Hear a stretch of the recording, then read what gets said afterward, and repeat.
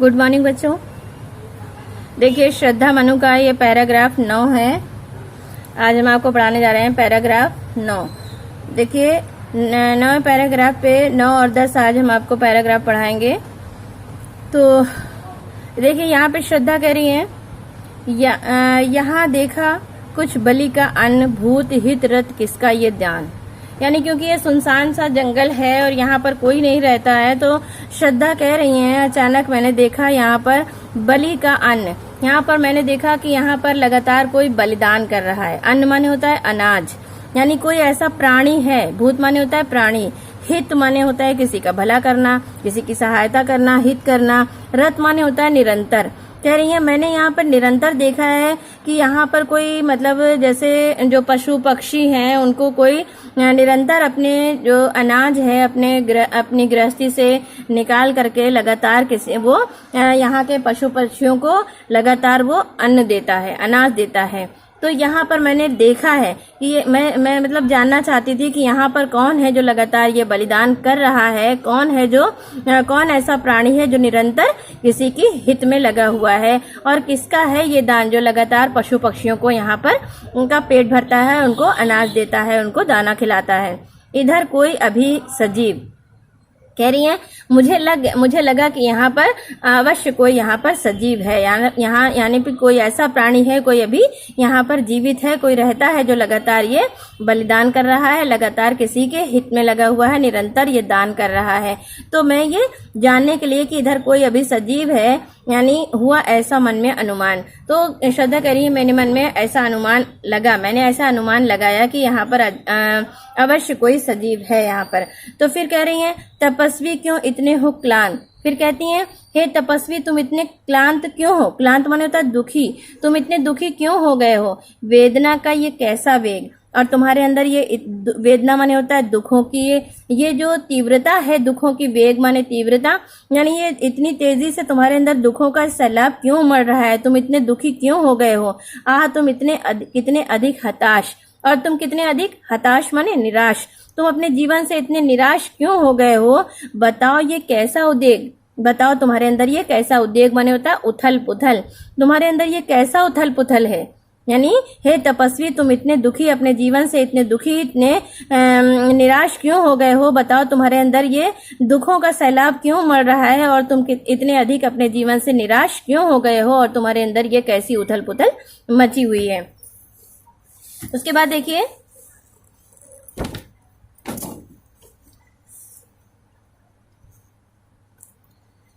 10वां number देखिए।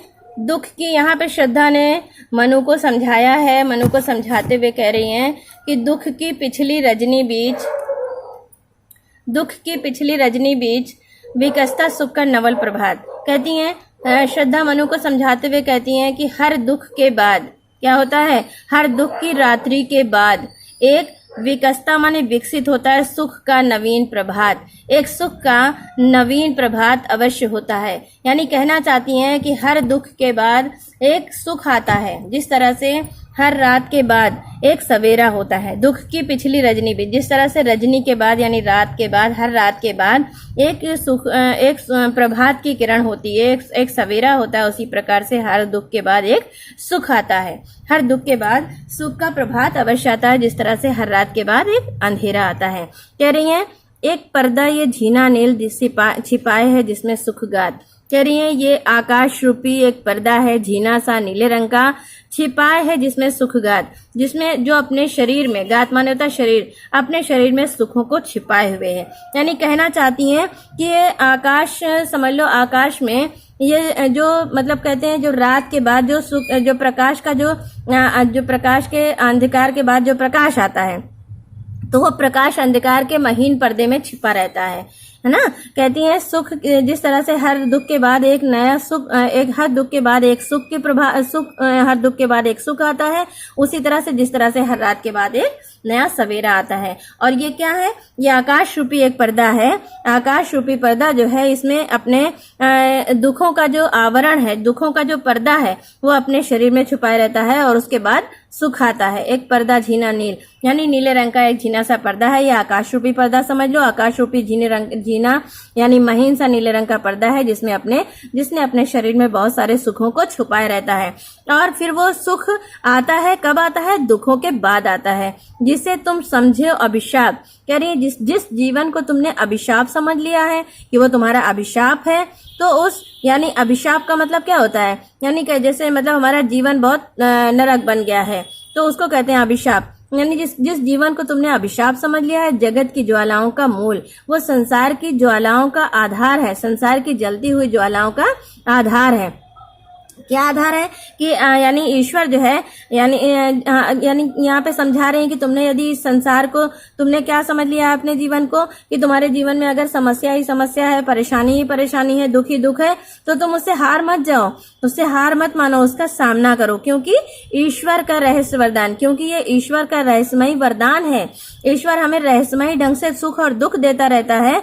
ये बात हमें हमेशा याद रखनी चाहिए, कभी मत इसको जाओ भूल, इस बात को कभी नहीं भूलना चाहिए कि ईश्वर हमें रहस्यमयी ढंग से हमें देता रहता है सुख और दुख। यानी अगर आज हमें दुख है तो वो हमारे पास समस्याएं हैं, परेशानियां हैं, तो हमें उसका सामना करना चाहिए, क्योंकि इसके बाद ही हमें हर दुखों के बाद एक सुख आता है। दुख रूपी वरदान जब हमें ईश्वर देता है तो उसके बाद जब सुख प्राप्त होता है, सुख का अनुभव हमें तभी होता है जब हम दुखों को झेलते हैं, जब हम दुखों को बर्दाश्त करते हैं, दुखों को झेलते हैं, तभी हमें सुख का अनुभव हमें प्राप्त होता है। ठीक है, अब ये लेसन आपका यानी कि कंप्लीट हो गया, और जो बच गए हैं, जितने मोस्ट थे हमने आपको पढ़ा दिया है बच्चों, और इसके बाद जो बच गए हैं जब स्कूल खुलेगा तो वो सब आपको कंप्लीट करा दिया जाएगा। ओके।